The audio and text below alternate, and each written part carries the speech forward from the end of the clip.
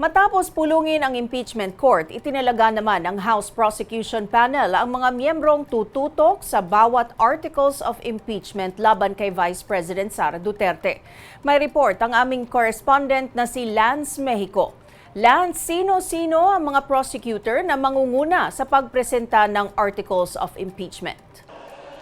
Mention si House Justice Committee Chairperson Jinky Luistro ang lead prosecutor sa paglilitis ni Vice President Sara Duterte. Si Luistro rin yung mangunguna sa artikulong nakasentro sa umunoy maling paggastos ni Duterte ng confidential funds. Pagdating naman sa unexplained wealth o hindi maipaliwanag na yaman, itinalaga si Bicol Sur Representative Terry Ridon bilang lead counsel, si Manila Representative Joel Chua para sa bribery o panunuhol, habang si Senior Deputy Majority Leader Lawrence Defensor sa pagbabanta ni Duterte laban kay Pangulong Bongbong Marcos.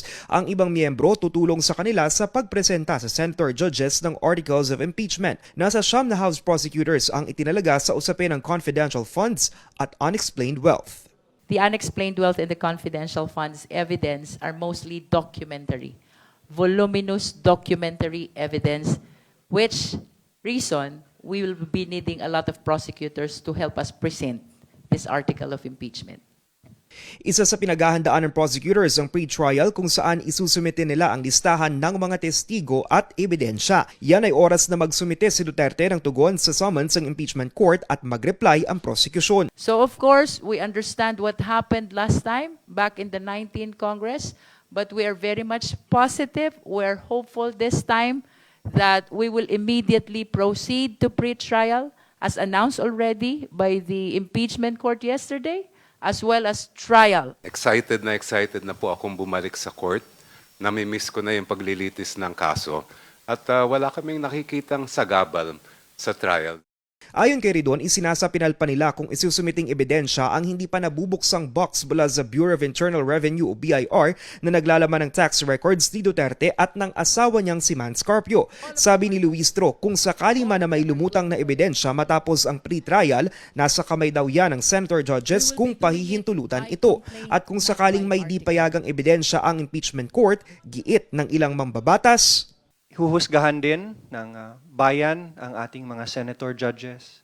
And while we will give them utmost respect, siguradong ang pagtingin ng taong bayan sa isang impeachment court na hindi papayag na ilabas ang ebidensya ay makapagbabago ng damdamin ng mga Pilipino. Aminado naman ang prosekusyon na may ilang hamon silang kaharapin sa pagpapaunawa sa publiko ng mga ebidensya. One of the biggest challenges that we face is fake news, trolls, na mali ang ikinakalat na balita, maling ebidensya ang binabarina sa utak ng ating mga kababayan.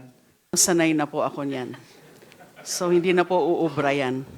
Ayon sa mga prosecutor, kawalan ni Duterte kung hindi pa rin siya sisipot sa paglilitis matapos umabsent sa lahat ng pagdinig ng Kamara. Sabi ni Luistro, tuloy pa rin ang trial kahit hindi dumalo ang defense team sang-ayon daw sa Senate rules. Sa pahayag ng defense team ni Duterte nitong Lunes, sinabi nilang tatalima sila sa utos ng impeachment court na maghain ng sagot.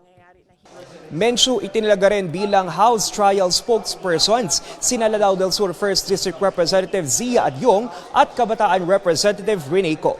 Balik sa iyo, Menchu. Lance, anong sabi ni Bukidnon 2nd District Representative Keith Flores? Kasi nag-abstain siya sa botohan pero nahalal siya bilang prosecutor. Menchu, personal at political daw ang dahilan ni Congressman Flores kung bakit siya nag-abstain sa botohan. Pero hindi naman daw nangangahulugan na tutol siya sa articles of impeachment. Sabi naman ng kasama niyang prosecutor na si Congressman Ridon ay wala silang duda sa integridad ni Flores na magsilbing taga-usig sa impeachment case ni Duterte. Balik sa iyo, Menchu. Maraming salamat, nagbabalita Lance Mexico.